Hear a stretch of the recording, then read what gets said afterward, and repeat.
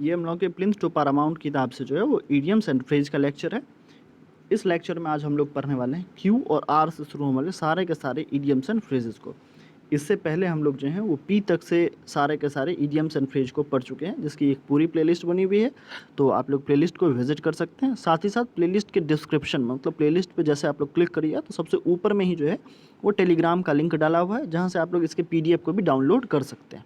ठीक है, आज हम लोग पढ़ने वाले हैं कहाँ, किसको किसको। आज हम लोग क्यू और आर से शुरू होने सारे के सारे इडियम्स एंड फ्रेज को देखने वाले हैं। और बहुत ही छोटा सा ये लेक्चर होगा, लगभग 5 मिनट का मात्र ये लेक्चर हम लोग का होगा, जिसमें हम लोग पूरे के पूरे उसको चेकअप करने वाले हैं। साथ ही साथ जो लोग सब्सक्राइब नहीं किए वो लोग सब्सक्राइब कर लें, क्योंकि इसके तुरंत बाद हम लोग जो है वो जो ब्लैक बुक है, ब्लैक बुक के सारे वोकैबुलरी को देखने वाले हैं। साथ ही साथ ब्लैक बुक का हिंदी में जो सामान्य ज्ञान आता है उसको भी हम लोग शुरू करने वाले हैं। ठीक है, तो शुरू करते हैं आज हम लोग आज का लेक्चर। इसमें हम लोग का सबसे पहले क्यू वाले में दिया हुआ है क्या कि quarrel with one's bread and butter, मतलब जहाँ में रोजी रोटी मिलती है वहीं के वरिष्ठ अधिकारी से लड़ लेना। मतलब होता है कि जहाँ जहाँ से हम लोगों को पैसे मिल रहे हैं खाने पीने के लिए, बस वहीं पर हम लोग जो है अपने सीनियर से अगर लड़ ले रहे हैं तो उसको हम लोग कह रहे होंगे कि quarrel with one's bread and butter, मतलब खुद के ब्रेड एंड बटर से लड़ाई कर लेना, ऐसा। फिर क्विर फिश दिया हुआ, क्विर फिश मतलब क्या, अजीब व्यवहार करने वाला व्यक्ति, एक ऐसा आदमी जो कि काफ़ी स्ट्रेंज हो, काफ़ी स्ट्रेंज पर्सन को हम लोग क्विर फिश कह रहे होते हैं। फिर रेन कैट्स एंड डॉग्स, मतलब होता क्या, काफ़ी तेज़ बारिश होना, मतलब रेन वेरी हैविली, मतलब काफ़ी तेज़ वर्षा होना, उसको हम लोग रेन कैट्स एंड डॉग्स के रूप में जान रहे होंगे। फिर नेक्स्ट हम लोग का दिया हुआ रेनी डे। रेनी डे का मतलब क्या होता है हम लोगों का, इसका मतलब होता है आर्थिक संकट वाला दिन, मतलब एक ऐसा टाइम जिसमें हम लोगों को फाइनेंशियल नीड होती है, उसको हम लोग रेनी डे के रूप में जानते हैं। फिर रीड बिटवीन द लाइंस, ये बहुत ज़्यादा इंपॉर्टेंट और बहुत बार पूछा गया है। रीड बिटवीन द लाइंस, इसका क्या मतलब है, इसका मतलब है छिपा हुआ अर्थ समझना। To understand the hidden meaning, मतलब कोई ऐसा मीनिंग जो कि जनरल आदमी को नहीं दिखने वाला, उस मीनिंग को खोजना, वो हम लोग का रीड बिटवीन द लाइंस कहला रहा होगा। फिर रेड हैंडेड दिया हुआ, ये सबको पता होगा लगभग, मतलब अपराध करते समय पकड़ लेना।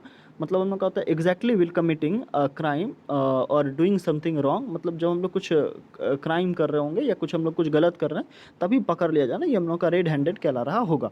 फिर रेड लेटर दिया हुआ, इसका मतलब क्या, तो सौभाग्य का या अत्यंत महत्वपूर्ण दिन जो हम लोग का होता है, काफ़ी इंपॉर्टेंट डे हम लोग का होता है, मेमोरेबल डे जो होता है उसको हम लोग क्या कह रहे होते हैं, उसको हम लोग कहते हैं रेड लेटर डे। ये ओकेजन के लिए भी यूज हो सकता है। फिर हम लोग का रेड टैपिज्म दिया हुआ, क्या रेड टैपिज्म दिया, इसका मतलब क्या होता है, लाल फीता सही होता है।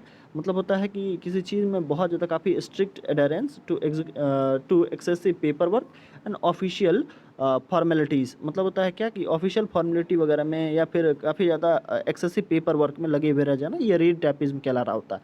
और जहाँ पर भी रेड टैपिज्म ज़्यादा रहता है उस देश का डेवलपमेंट बहुत ज़्यादा नहीं हो सकता है। फिर हम लोग का रेस्ट ऑन वंस लॉरेल, इसका मतलब क्या होता है, इसका मतलब होता है कि अपने भाग्य पर निर्भर रहना, भूतकाल की उपलब्धि पर निर्भर रहना।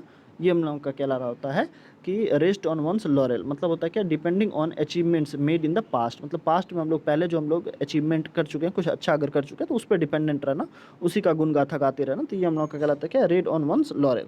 फिर हम लोग का क्या है, फिर हम लोग का है राइम और रीजन, मतलब किसी भी कारण से, मतलब सेंस लॉजिक और मीनिंग किसी भी तरह से हम लोग का राइम और वो रीजन कहला रहा होगा। फिर राइट हैंड मैन, मतलब क्या था, मुख्य सहायक व्यक्ति, कोई एक ऐसा आदमी जो कि काफ़ी वैल्यूएबल असिस्टेंट है, काफ़ी अच्छा सपोर्टर है, वो हम लोग का राइट हैंड मैन कहते हैं ना, कि अरे ये तो मेरा दायां हाथ है ना, मतलब ये बहुत ज़्यादा इंपॉर्टेंट हम लोग के लिए हो जाएगा। फिर हम लोग का rise like a phoenix from its ashes, rise like a phoenix from its ashes, मतलब क्या होता है, बहुत बड़ी समस्या से उभर कर आना, मतलब काफ़ी मेरेकुलस कम बैक करना किसी भी चीज़ का, तो वो हम लोगों का rise like a phoenix from its ashes के रूप में जाना जाएगा। फिर रॉक द बोट, इसका मतलब क्या था, संतुलन बिगड़ना, मतलब to disturb situation will was otherwise stable, मतलब जब कुछ लोग स्टेबल हो तब हम लोग को कुछ ऐसा डिस्टर्बिंग सिचुएशन क्रिएट करना जो कि सभी के लिए गलत हो, तो उसको हम लोग रॉक द बोट कह रहे होंगे। फिर रोलिंग स्टोन दिया हुआ, रोलिंग स्टोन मतलब क्या था, जो स्थिरता के साथ कार्य नहीं करता है, एक रेस्टलेस पर्सन, उसको हम लोग रोलिंग स्टोन के रूप में जानेंगे। फिर रॉयल रोड दिया हुआ, रॉयल रोड मतलब क्या होता है, आसान रास्ता, एक ऐसा ईजी और डायरेक्ट वे जिससे हम लोग अपने डिज़ायर रिजल्ट को बहुत जल्दी पा सकते हैं, वो हम लोग का रॉयल रोड कहला रहा होगा, तो मतलब वो आसान रास्ता कहला रहा होगा। फिर दिया है रूल द रोस्ट, क्या रूल द रोस्ट, इसका मतलब क्या था, रॉब जमाना, किसी को डोमिनेट करना, वो हम लोग का रूल द रोस्ट कहला रहा होगा। फिर रन एम्यूक, इसका मतलब क्या था, सनक सवार होना, मतलब मेड विथ मर्डरस फ्रेंच, मतलब किसी को, मतलब दिमाग के ऊपर एक अजीब टाइप का खुमार चढ़ जाना कि ना हम तो ये करके ही रहेंगे, चाहे इसके लिए हमको किसी का मर्डर भी क्यों ना करना पड़े, इस तरह की भावनाएं हम लोगों की रन एमूक कहला रहा होगा। फिर नेक्स्ट हम लोग को दिया है run in the same Grove, मतलब क्या था, संबंध में मधुरता बनाए रखना, मतलब एक स्वीट रिलेशनशिप को कंटिन्यू रखना, उसको हम लोग run in the same Grove कह रहे होंगे। फिर है रन ऑफ द मिल, मतलब क्या था, सामान्य तरीके से कुछ भी करना, एवरेज कॉमन, वो हम लोग का रन ऑफ द मिल कहलाएगा।